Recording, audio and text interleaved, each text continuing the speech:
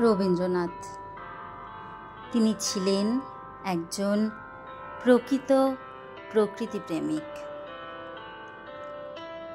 পরবর্তীতে আমরা শুনে নেব আমাদের বিদ্যালয়ের ছাত্রছাত্রীদের একটা সুন্দর আবৃত্তি।